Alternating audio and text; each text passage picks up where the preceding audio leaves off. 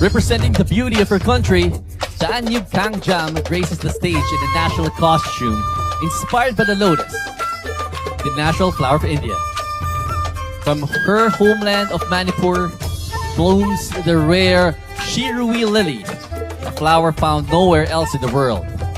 The pure white of her costume reflects her prayer for peace and hope for the world, and also for her own motherland.